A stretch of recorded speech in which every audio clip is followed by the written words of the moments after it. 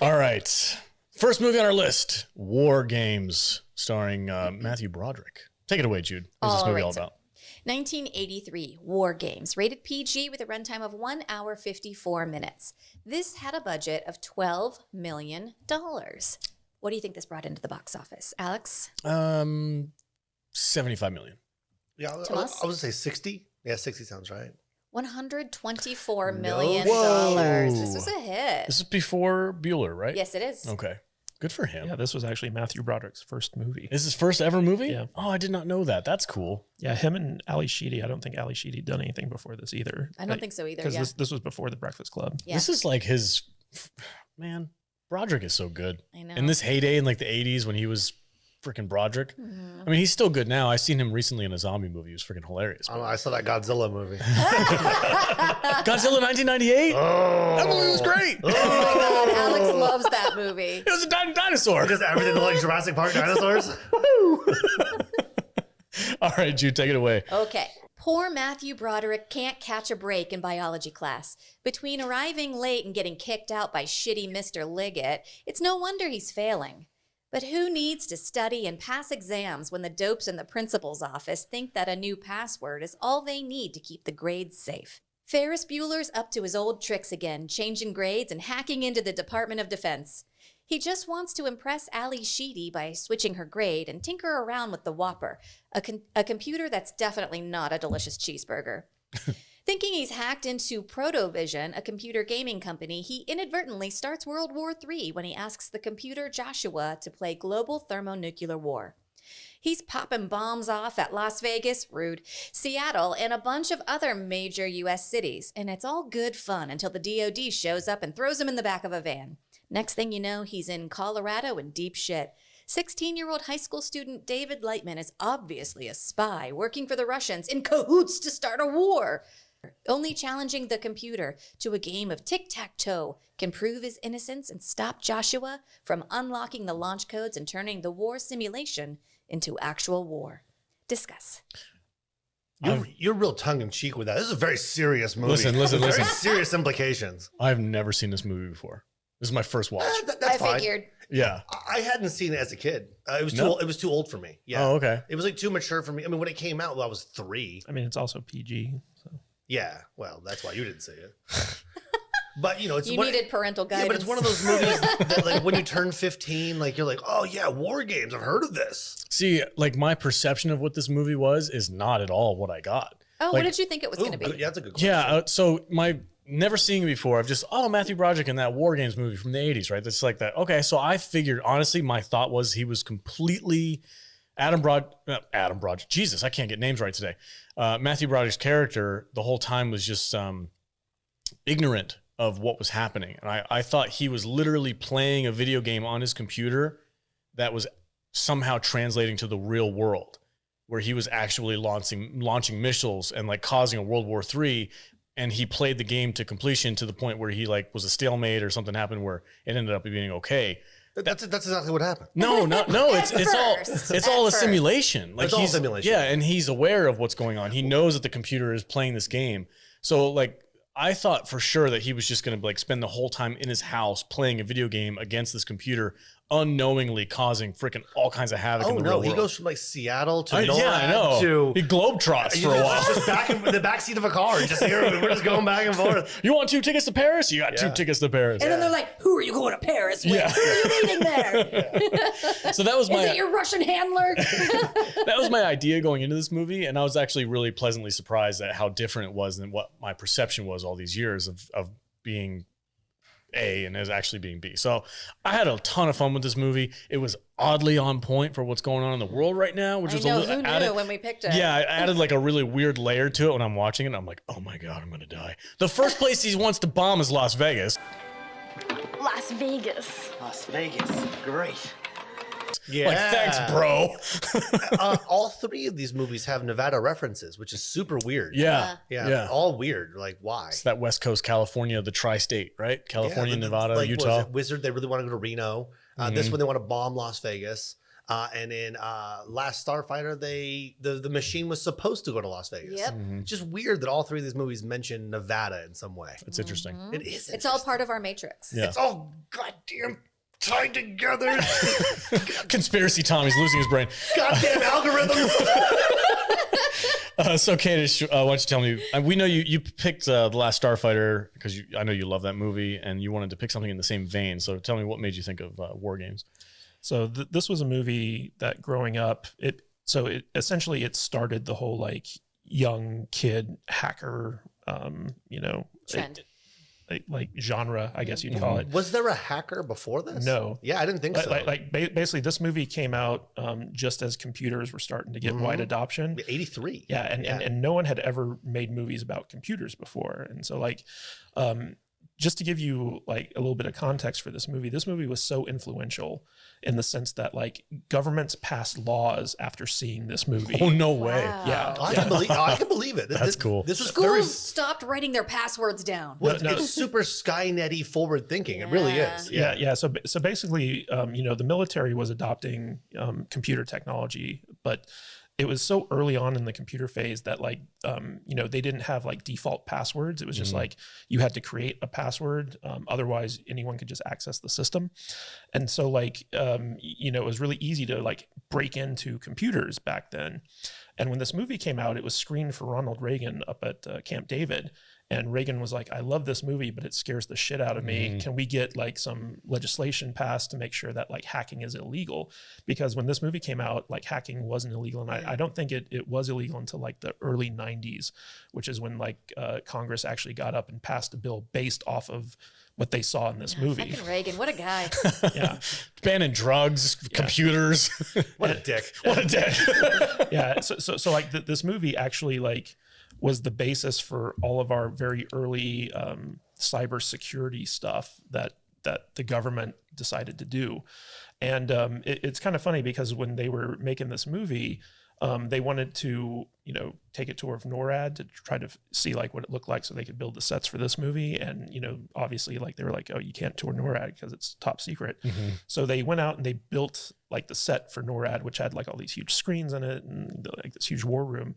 And it's kind of funny because like after this movie came out, you'd have government officials who would take tours in NORAD and they're like, this isn't as impressive as I thought it'd be. And they're like, have you seen War Games? They're like, yeah. It's like, yeah, we're not War Games. and so like the director, John Badham, who made this movie, he's very proud of the fact that like his NORAD is way cooler than like the actual NORAD. That's funny. But like it is interesting the context at which like this movie was made because like no one knew anything about computers. And if you look at the technology, it's super obvious. Yeah, if you look at the technology that this movie has, like you actually have like the rotary phone that you put like the thing on. And it's all based off of the tone. Yeah, that was super cool. She's like, the computer talks. Oh, she was so freaking amazed that the little voice came out of the box. She's like, oh my God. I thought she was going to kiss the speaker.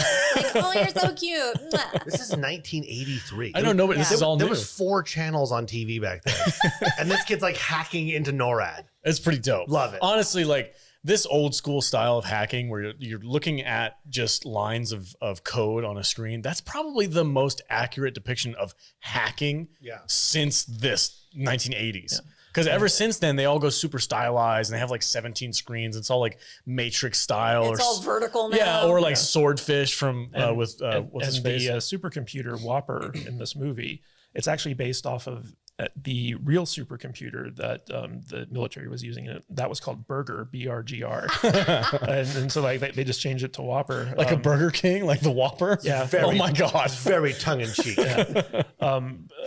And it's kind of funny because like, you watch this, in 2022 and you see like all these huge actors and this movie has like a great cast to it. So like the opening scene where like we see like a missile silo, a young Michael Madsen shows up. In Unrecognizable. Yeah. Yeah. Like at first, like Jude was like, is that Michael Madsen? I'm like, no. Yeah, he was like, nope. And I was like, bullshit. shit. Yeah. I looked it up and I was like, oh my God, I've been right about something. Yeah, but, In the same room as Kadish? but this movie also introduced a lot of like kind of computer lingo, like for instance, firewall. This is the first instance of the term firewall in regards to like a computer security thing being used in cinema. There's a great scene in here where you have what's his name? I want to call Maury Chaikin, and Eddie Deasden as these two like kind of like computer programmers who are like super nerdy, and Matthew Broderick's friends that he goes and sees. He goes to them to learn about the back door. Yeah. And nobody, like, again, another computer term. Quagmire over here. So All right. I want to mention something about this because like, The back door? yeah. Okay. I'm not like a computer. I don't know a ton about freaking computers. I know enough to use them. That's about it. When movies nowadays reference like, oh, I've got the key to the back door, blah, blah, blah, blah, in computer lingo, whatever, I've never really known exactly what that means. This is the first movie where they said, oh, a back door is basically a separate login that bypasses all of the security measures that the originator has in case he needs to get in to fix something and they can't get past their own security or whatever. Like, I don't know why, but for me, that was just a light bulb moment. I was like, oh, that's like the most simplest explanation I've ever heard. And I loved it. It was awesome. Don't you love a good simple explanation? I do. It's like a real thing. If they overcomplicate the answer, they don't know what they're talking about either. Yeah, So yeah. this is like very early on. I mean, there's not a lot of bells and whistles. It's just, oh yeah, it's just a separate password. You can get into the back door. Yeah, Yeah. the actual writers of this movie, Lawrence Lasker and Walter Parks, they kind of befriended a lot of these early hackers to like learn about what's possible, like what can they do, and that kind of translates to like all the computer learning that we're seeing in this movie, where basically they run Whopper through all these simulations. Let me tell you, nonsense hacker movies would be a great week. But Have you seen the net lately? but these writers, they became so well versed in the hacking scene that they went on to write another movie called Sneakers with Robert Redford. I remember Sneakers. Sneakers is good too. Yeah, and so like that was another thing that they applied this knowledge to. But this movie was like so influential in the 80s when it comes to like computers and stuff like that. And that's kind of like the weird thing for all these movies is that video games and computers were so new in this era in which they were making movies that it's just kind of interesting, like how far we've come, and like looking back on these things, we kind of snicker about like how rudimentary they are. Oh, yeah. I don't know, dude. Broderick's freaking his bedroom with all the, I was like, I don't know what any of that shit does. I'm still confused. All of which you could get at Radio Shack. Yeah, exactly. For a nominal Do you price. remember Radio Shack? Hell yeah, I remember Radio I Shack. freaking loved Radio Shack. They had all kinds of cool stuff in the back. You had no Yeah. idea what it was, and the worst remote control cars you could buy. You could literally build anything you wanted. Oh, yeah, yeah. It was amazing. You could definitely hack the mainframe. Yeah. So speaking of Radio Shack, John Badham, who directed this movie, originally the director who was set to do this was Martin Brest, but he kind of like fell out right before production started. So John Badham came in, and he directed the Short Circuit movies. Oh, And yes. he also did Saturday Night Fever, Stakeout, Bird on a Wire, The Hard Way, Point of No Return. Like he has like a very impressive filmography, and this was like his first like big movie, I think. Before this, he was just directing TV movies. But whenever I think of Radio Shack, I think of Short Circuit too, because like, Oh, yeah. Johnny Five breaks into a Radio Shack and gives himself an upgrade. Oh, he upgrades it big time, man. He gets a mohawk. and Ali Sheedy's in that too. Is she really? Oh yeah, dude! Oh, my how God. how gorgeous is Ali Sheedy in this movie? She's so pretty, and everyone is so believable. And like, I love the chemistry between Matthew Broderick and Ali Sheedy, and they're just so like believable and cute and adorable. Yeah. Yeah, she came off kind of thirsty for him though. Like I didn't find that very believable. Well, he turned her off pretty hard with his like aggressive like crimes he was committing. And then the next day she fluffed her hair up a little bit. and They she's weren't like, illegal at that time. That's a good point. Well, there's Yeah. no such thing as illegal. It's just, there's no such thing as legal. Just illegal. So it's like, But she didn't want to get caught and Yeah. then get in more trouble with the then- switched grade. but then she was upset about the D, and then wait, oh, it's an A. so there's Oh, a- Well, that was personal. He catfished her with that. I know. Like, that was a good moment. Oh no, he was. could have said, I already changed it back at the He arcade. did- no, he but played was it like, up. Why don't you Oh, come yeah. over? Yeah. Yeah. Oh no, he definitely knew what he was doing. Yeah. Oh yeah. well, he is a genius. I mean, he's Yeah. freaking Ferris Bueller, man. oh, I yeah, mean, yeah. totally. Yeah. And then had a- after that, she was just like, well, now we're just buddies. Yeah. Is that what happened at the end? I didn't see that ending. Well, their lives were on the line. Oh yeah. America was on the It's line. like an aphrodisiac unto itself. Danger is the ultimate aphrodisiac. In the original ending for the script, basically Matthew Broderick got hired by NORAD to be their computer expert after all this happened. He should have. Well, that probably is what would happen. Yeah. Yeah. I mean, he's the guy that figured it out, right? Oh, he would become a government agent in a heartbeat. He's working for the CIA right now. Yes, He's listening to 100%. this podcast. He's very upset. Before it's even out. He very basically upset. became the assistant to the computer scientist that created Joshua, and then like he went on to be in charge of NORAD. Yeah. You mean the And guy he- that faked his own death? Yeah. Yeah. I think that was really easy back in like 1983. Just Oh, like, I yeah. agree. I'm dead now. You just don't Yeah. have a phone line, and Yeah. everybody's like, "Oh, I guess he's dead." Yeah, I and think you know, so. you know who's out of a job? That shitty biology teacher that tells everybody Okay, he listen. failed. That's a power move, though. I'm watching this. Yeah, holds up the F in front of the whole class and says, "You don't pay attention to class, do you?" And by the way, he gave the test back to everybody else. He was holding those. Yeah, For a moment to make a strike. point. Oh! He was I mean, planning teachers that. in the 80s were brutal. They were ruthless. Just slapping them and This guy in particular, I'm watching this movie and I'm sitting there, I'm going, this dude looks like he belongs in Sopranos. Like, he looks like one of the freaking Soprano, like, goons or whatever. Was he? He kind of looks like he should be. So in the scene that you guys are talking about, where like basically Matthew Broderick's kind of like staring down like a science teacher that he doesn't like, the teacher's asking the class a question. It's like, what kind of organism reproduces without sex? And Matthew Broderick, he has this line where he's like, your wife. Yeah. And it was a kind of like this funny gag in the script, but like when they were shooting it, the director hadn't warned the crew about what the punchline was, and so when Matthew Broderick said the line, the laughter you hear in the movie is the film crew Production cracking crew? up. Yeah. Oh, whoa. Your wife? that when I find out weird, Yeah. like Well, that noise wasn't supposed to be there. It's always funny when I find out like fun facts like this when like directors will purposely hold back information from the rest of just so that they can have a moment of like genuine whatever, whether it's like terror or like Ridley Scott did with the chest burster. He didn't tell anybody that was going to pop out of his chest. Right. And they just came on set and they said, okay, he's going to be sick for a minute. And then this freaking thing comes at him and they all freak out. That's genuine. Like, I love it when directors do that kind of stuff because it's so fun. We're watching it right now while we're talking, and you're talking about the genuine moments that like blew your mind in this movie. Okay, right now the dad is buttering a piece of bread. He's buttering this piece of bread for like 20 minutes, and I'm like, who the hell needs that much butter on a piece of white bread? And then he takes the corn and rubs it in the butter on the bread. Mind blown. Like Talk honestly, about science. holy shit! I never thought of that. Jude, when she saw that, she was literally like, "That's brilliant." It's brilliant. He's peppering it. He's just like, I've done this shit before. That dude knows how to butter his Oh corn. my Now we know God. where Matthew Broderick's character got his genius from. Yeah. Oh, genius. Yeah. Absolutely. His dad, he's a quiet guy. Well, these boomer parents in this 80s movies boomer parents. are freaking hilarious. Oh, they're yeah. so clueless about everything, but they're just like, everything's great, honey. How you doing? Okay, yeah.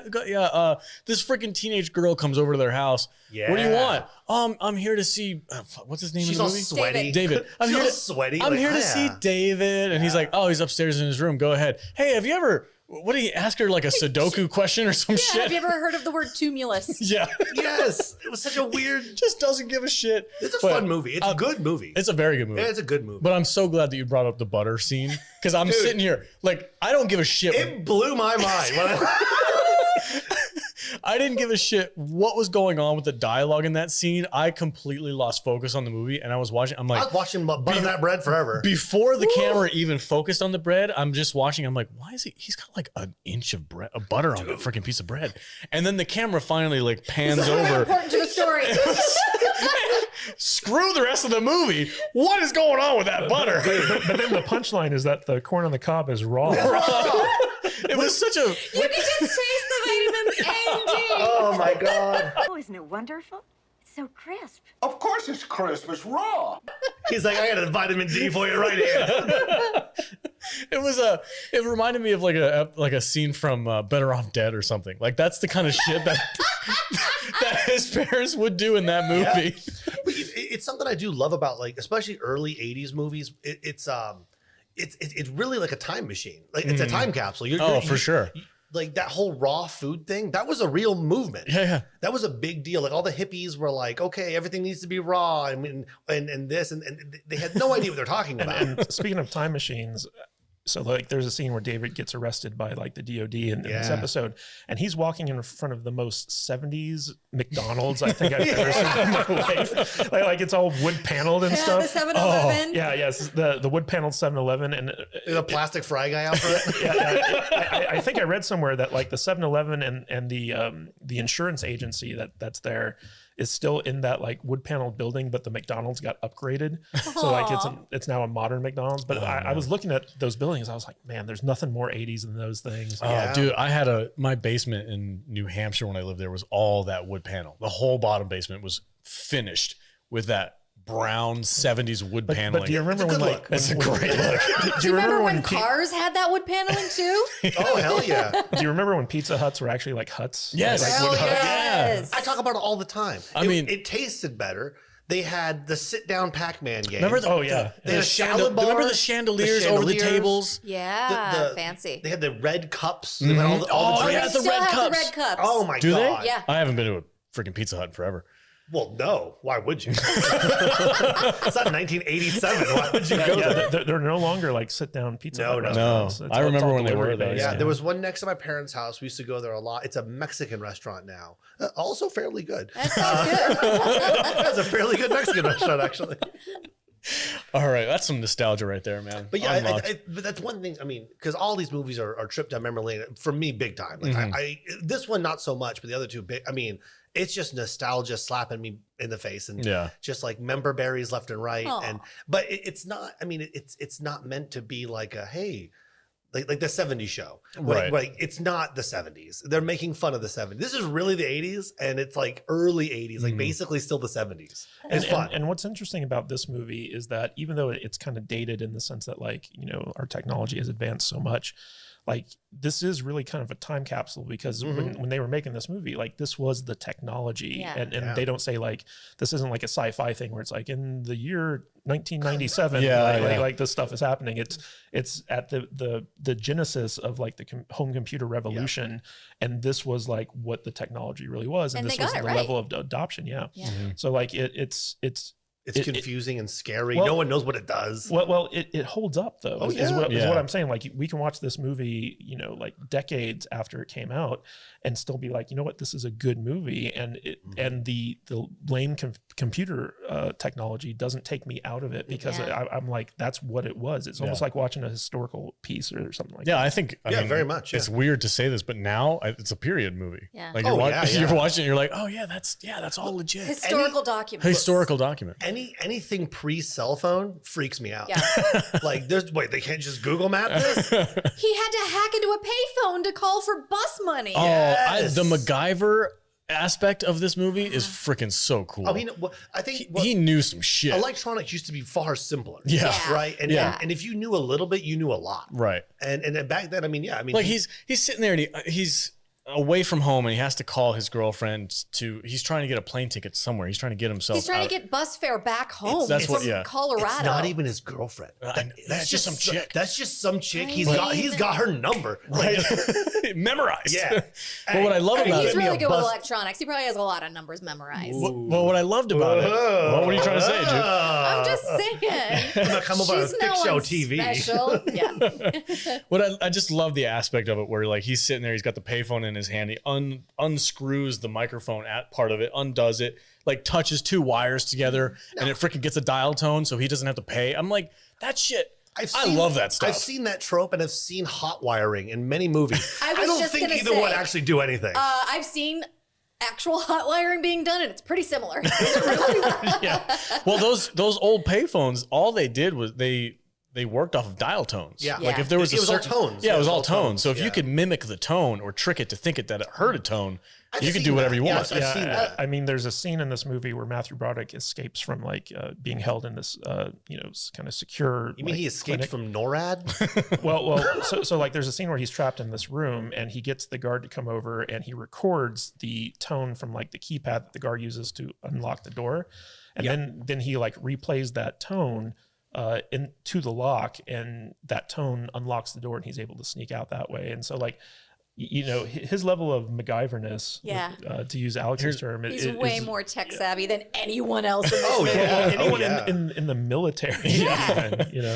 Real quick, shout out to Art to the Icky. I just read this. He's in the chat right now. It says the phone hacking with tones is called phreaking.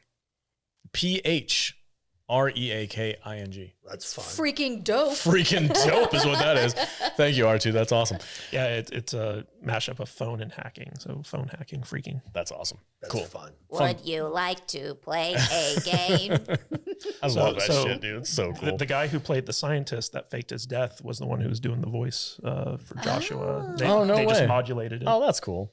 Let's talk about that dude, how he became a recluse, like paleontologist. That was the weirdest. That was the the most random hobby to pick up. Once I told you they could fly. See? He's got You didn't believe me. He's got a pterodactyl drone just flying around. It's fun. I mean, I was nerding out because I'm a freaking dinosaur fan, but I was like watching. I'm like, what? Like, of all the things that this like super intelligent scientist who created the computer system could do, he ran off into an island and got like real deep into dinosaurs. He didn't have anything else to live for. Well, also, I have a feeling that if you were financially independent, you might do the same thing. well, didn't his son love dinosaurs, and so it was kind of like a way to stay connected to his dead son. Oh, I didn't pick that up. Maybe, yeah. Every 5-year-old loves dinosaurs. It's like him like turning his life to dump trucks. Like, oh, he loved the garbage man. So I drive dump trucks and love dinosaurs. So I'm just a big 5-year-old. Nailed it. yeah, that's funny. Yeah, but I want to talk a little bit about Dabney Coleman. Oh, I love Dabney Coleman. Yeah, like if there was ever like a favorite like villain character in the 80s, it was played by Dabney Coleman. No, he's still alive. Wait, who's Dabney and Coleman? he's still rocking the mustache. Yeah, you guys know I'm terrible with names. Can you give me some? Who's Dabney? I'm surprised you don't know who Dabney Coleman is. You don't? I'm terrible with names. He was the boss in 9 to 5 with Yeah. Dolly Parton. I never saw 9 to 5 with Dolly Right. Parton. So like in this movie, Was he in RoboCop? I saw that. so in this movie, he's the guy with the mustache who says like we need to switch over from the human people to the computers in order to figure out how to go past human error. You showed me a picture of a 90-year-old man. Show me something I might recognize. That's what he looks like in the movie. When does he show up in the movie? Which guy is he? He's the main guy trying to find Matthew Broderick. He's the one who interrogates him in the office, right? Okay, The I got fat you. general? No. The guy with the mustache and the curly hair who Not the guy from Ghostbusters. you don't remember him? I remember the guy. I don't remember what he looks like. I don't Okay. remember him in anything else. He's- Oh, yeah, he's in everything. Yeah. It's like, have you watched a movie from the 80s? Come on. He's the bad guy in almost every one of them. That's fair. That's fair. Okay. Yeah. All right, moving on. What were you going to say about him? I just want to say like how much I love seeing Dabney Coleman in movies, like especially like 80s movies, because he was like the old evil middle-aged white guy in every like kind of especially like seminal movies, like when you're growing up and like you're watching movies about kids doing like incredible stuff. Dabney Coleman was always like the guy who was there to stop the kid. Yeah. And, Did you watch Boardwalk Empire? No. I watched 2 seasons of that, I think.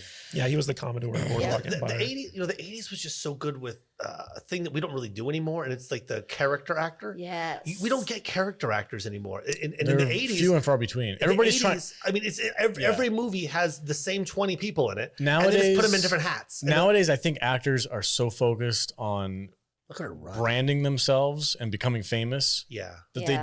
they don't necessarily want to disappear into every role. They want to be somebody that you recognize. The most recent one I can think of is like Daniel Day-Lewis. He's very famous because he's very good, but in every movie he plays a completely different person. Well, he's very method. Yeah. That dude's insane. He's like, very He's like great. Christian Bale. He's Well, literally right. Well, insane. another a lot one of that actors don't like to be kind of typecast is what it's Yeah. called. Sure. Because it kind of limits the type of roles. But like if you find an actor who fits a role really well, then you're just kind of like, yeah, I'm going to cast him in this character archetype all the time. Well, Harrison Ford played the same character in just about everything, but it worked. But he's Harrison Ford. He's Harrison. Well, when he was he Han was leading Solo, man, though. when he was Indiana Jones, when he was Patriot Games, I mean, it all made sense, and it was like basically the same action. It was the same guy. He's He the didn't mix thinking it up. man's action hero. Yeah, he didn't mix. Yeah, he wasn't the buff guy. He wasn't Schwarzenegger. No. No. Maybe that's why he's so bitter. So it's that stupid earring he wears. Freaking Harrison Ford's earring triggers Tom. Oh, it does. It's awful. Every time I see it, I'm like, "What are you trying to prove, old man?" He's had that thing in his ear longer than you've been alive, bro. Probably true. All right, what else do we want to say about this? This movie is really freaking good, man. It's a good movie. I'm so Really glad I fun. watched it Yeah. finally. Yeah, anytime like there's a movie where there's like an arcade scene, I just get flashbacks. Yeah. to, like, Oh to my those God, things. tell me about it. I always want to see like Elijah Wood show up and play like a video, like he did in Back to the Future 2. Like that was his first movie. Elijah Wood wasn't even born. I know, but in this movie. like every time I see an arcade scene, I'm always looking for that kid. Where's that kid? Where's Elijah Wood at with the freaking strainer on his head, just sitting there freaking playing a game? I'm really glad I got to watch this movie. It was a ton of fun. It aged exceptionally well, especially with the modern politics that are going on at this moment. It had like an extra layer of like, ooh, shit, you know? It was really not a layer of shit, but like a layer of, oh, cool. And it was almost kind of like a Star Trek style ending where basically Matthew Broderick saves the day with his brains. It's not like a big thing. And when you're watching those big screens in NORAD, as Joshua's trying to like, you know, kind of game out the different scenarios, and he realizes like, you know, no matter what, everyone loses. It's one of those weird climaxes where like it's mentally fulfilling, even though it's not like blow 'em up action style stuff. It's just like it's very rare. piece. Yeah, it's very rare to get a climax to a movie nowadays that's all about like the mental It's very resolution. cerebral. Yeah, very. Of the story. There's not much action in this movie. Not really. No.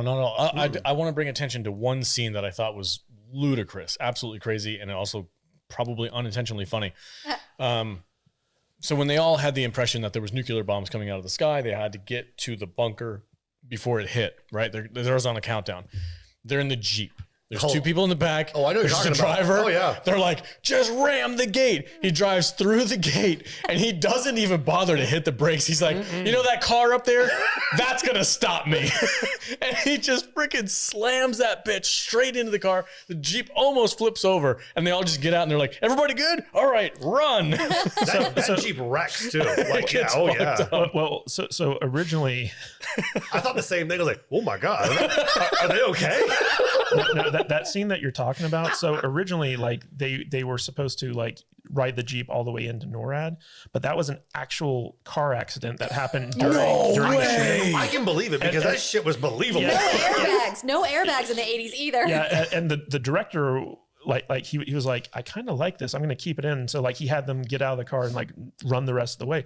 But that was originally not supposed to happen. Like the impact was just like an actual car accident. Because when they ran through the gate, like they lost control and they couldn't stop. Oh yeah, they did. Yeah. Oh, Were they okay? There was 4 people in that thing. What happened to the extras? I mean, they were stunt people, so nobody cared. It's like a 1935 Army Jeep. It was, And it's like, dude. It's like hit No that thing, brakes. It's like 30 miles an hour. Just bam. It flips over. It does. And the next thing, like, And in the 80s, there were no safety standards or anything. Oh so my nobody Hell cared. no. God, that's terrifying. Genuinely, I'm worried about the people who did that. 'Cause they're they- fine. Yeah. I mean, the 80s were wild. You could just like put your kid on your knee and smoke a cigarette at the same time while you're driving. While you're driving the Yeah, car, yeah. Yeah, put sharp glass in your eye. And it's Oh fine. man, You could let your kids drive you home if you were dude, too drunk. listen, Like, hey, Yeah. you're 9. Yeah, come on, I'm wasted. Come on. Yeah. just You gas. gotta Right. learn sometime, kid. It's pretty easy. Okay. There's times where I envy that a little bit because I've done road trips and you've got your kids freaking strapped into like a 5-point harness in the back seat and they're like, I need to move. My ass is literally numb. I miss the days when you could have a freaking station wagon with 3 kids in the back just playing with their dinosaurs and shit. You know, it was so much easier to go from point A to point B. Facing backwards. Right? Yeah. Mhm. Man, I miss those days. Yeah. You have 3 kids back then. You just hope at least one of them survives. Yeah, you Well, got that's one. what you did. Yeah. Yeah. You just kept having them, hoping one of them is like, That's why nobody has 3 kids anymore, except for this guy. yeah, just keep having them. One of them is what, Hollywood kid? Like eventually, right? Condoms work. Be safe, kids. Plan B is only 97% effective. That's why you take 2. Jesus Christ. Yeah, everything I learned about Plan B, I got from Road Trip. All right, let's do final thoughts on Wargames. Take it away, Tom. What do you got for us? It was a pleasure to be able to rewatch this movie again. It holds up. It's really fun. It is a good time capsule movie because it's honestly, I mean, it's right at that time when technology is becoming everywhere. And no one here in the movie understands it. And people at the time had no idea what was going on. So it's just fun to watch like the old tech, see how it goes. It's a really forward-thinking movie for the time as well. Like this is something you would expect later, 90s maybe, you know, when computers are actually doing something. But yeah, it was fun all the way through. I mean, I highly recommend this movie. I mean, this is a 4 out of 5 star movie. This is really fun. Yeah, there's not a lot of action. There's no CGI. No. Even practical effects. Apparently, they weren't even practical effects. It was just a car accident that they filmed. Extra half star. Yeah, all the monitors in NORAD, they didn't make monitors that big back in the 80s, and so Yeah, it was all rear screen projection and stuff. This was game changing. Yeah, this was incredible. I mean, we had a 32-inch TV in the whole house back in those days. Maybe probably smaller in those days. And that was the one TV, and it had wood paneling on it. Yes. Yeah. And Remember the wood paneling it had TV knobs. with Big the knobs? dial. Yeah, Yeah. that was this Dude, time period. I had that shit until like 1998. Yeah, that's what We were not rich. Oh no. I think my parents were actually fine my whole life. They just told me we were poor. Maybe. Yeah, that's my asshole parents. They keep buying stuff now. They're retired. They were broke your whole life, and then They were broke my whole and then life. when you move out, they're all of a sudden like millionaires. They're like, we're going on another cruise. Yeah, no, that's not a joke. I met his parents one time. They're always on vacation. Always on vacation. My dad recently retired like 2-3 years ago. They've never traveled anywhere growing up. I've never been outside the country. The minute he retires, they're freaking globetrotting. They went to Italy last year. Oh, yeah. Middle of a pandemic. We're going to Italy. Yeah, my dad retired after my mom, and the first thing they did was summer in Europe. Freaking boomers, bro. They just went to Europe for a summer. I remember that. You were watching their house. Yeah, it's amazing. Yeah, well, Alex, as soon as your kids are grown out the door, you're going to have so much more disposable income. Holy shit. That's true. Can you imagine? That's a lot of mouths to feed. Yeah. All right. Jude, what's your final thoughts on War Games? I agree with everything Tom said. Did Tom give it a rating? Oh, did you give it a I rating? did 4 out of 5. 4 to 5. Okay, totally, cool. totally worth seeing. It's not going to blow your mind, but it is a good movie. Okay, cool. Yeah, it's so much fun to rewatch. I haven't watched this in so long, and it's just so fun to look back on how young Matthew Broderick and Ali Sheedy were, it really translates the anxiety of the moment, and you're like, oh shit, it's gonna get their code. We're freaking We gotta reliving get that shit there. right now, too. Yeah, and it really makes you feel what it's intending for the viewer to feel, and it was so much fun watching it. This is a 4 Whoppers out of 5 for me. Nice. Whoppers. Kadish, what do you got, boy? All right. So, yeah, I mean, this movie, it holds up. It stands the test of time. It's a really good movie. Ali Sheedy's gorgeous in it. Matthew Broderick's a lot of fun. Dabney Coleman as the bad guy. I love it. Everything about this movie works. And you know, it's such an influential movie just in terms of like, you know, current laws about cybersecurity, hacking, things of that nature. This was the first time that the kid hacking into a government computer plot was really used, and that kind of became a trope for like other movies and stuff like that. It's just like a really good, solid, well-made, well-written movie. And, you know, it's not very action heavy, but it gets tense, and it gets like, you know, like you're sitting there, especially like nowadays where it's like, yeah, the threat of World War III is back. And so you can understand like the paranoia and how afraid like people were, you know, back in this time period, because it just cycled back around again with Russia again and all that stuff. So like, you know, watching this movie, you can understand like the stakes that are there. And it's just like, it's one of my all-time favorites. It's a classic in my opinion. I give it a good solid 4 stars out of 5. Yeah, my first time viewing, I was blown away. I'm so happy that this thing lived up to the amount of hype that I've heard about it over the years. I know it wasn't what I expected. Just my assumptions about what this movie were completely wrong, and that was totally fine, because what it was amazing. And I had a ton of fun watching it. Everything holds up. I love the technology. I love how savvy Matthew Broderick's character is in this movie. It's believable because he's 17. He's not quite an adult, but he's old enough to be savvy about the type of things. Like, he's into computers. I believe that this kid knows more about the computers than these old farts do. Like that's totally believable. Yeah. It holds up. Everything's great. The boomer parents are freaking hilarious. The bread buttering scene is amazing. I could not get it. I almost rewound it to watch that scene again because it was freaking hilarious. Just buttering that bread. And now learning that scene with the Jeep was like just Oh like, my God. I guess we're gonna keep it in. Like that's even Fuck more. it, keep rolling. Just go. You got that right? Because we're out of Jeeps now. We're out of Jeeps. That's the only one we had. It's incredible, man. It's easily 4-star general out of 5 movie for me. I don't even know what would be keeping it from being a 5-star. I would say it's probably damn near close. I can't think of anything I don't like. Split the difference. 4.5. 4.5. I can poke holes in it if you want me to. So that's why it's a 4 out of Like 5. plot holes? Yeah, there's weird things about it. Like the traveling, going from like town. The traveling is weird. Yeah. The president is never in the loop. It's just. Well, have you seen our president? Well, this was what was 83? Was that? Well, it was Carter? Reagan. Was that Reagan? No, in fact, they have pictures of Reagan throughout the movie. Yeah. Do they? But the fact that like the general's like, DEFCON 1, just bomb everything. No one checked it. Yeah, fuck it, go. I love the general in this movie. Like he's just sitting there like chewing tobacco. Dude, He's got a whole. He's got a bag of that shit. does. Like he's from the Sandlot. And then when he fucks with that tour group and he's like, oh my God! Just kidding. Just kidding. Just joshing you, lady. JK guys, JK. That'll catch on. Like 40 years. That'll be funny. So he shoves this grip of tobacco in his mouth, right? And he's sitting there and he's just making these freaking Texas 4-star general calls.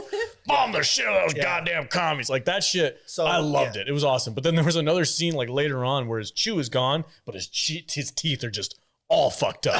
And I was like, that's legit. Yeah. So even the goofy things about So this. yeah, you can poke holes in. I mean, you can poke holes in any movie, but it doesn't come to the front. And I had to like sit here and point it out for anybody in this room to be like, oh yeah, that was weird. Okay, I'll give you this. So all right. So it's a 4-star movie because there's one scene I do remember going like, how is that even happening? They're giving like public tours inside this like super secret national defense program. And they're screwing with them. And Broderick, See, we're fun guys. and Broderick escapes through an air vent and then just jumps in with the tour group and goes away and nobody notices. Like the level of security at the super secret military base is just trash. You mean at NORAD? Yeah.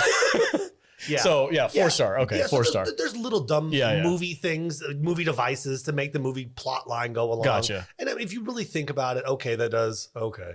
But I mean, don't worry about it. Still, damn good. It's really fun. It's Damn a really good good movie. Yeah, Damn it's a good really movie. I'm so glad you picked it because I've never seen it before. I've always wanted an excuse to watch it. I just never had one until now, and I'm like, freaking, damn it, this is awesome. I haven't seen it in years, so yeah, it was great. But that's it. That's our final thoughts on War Games. Thanks for tuning in.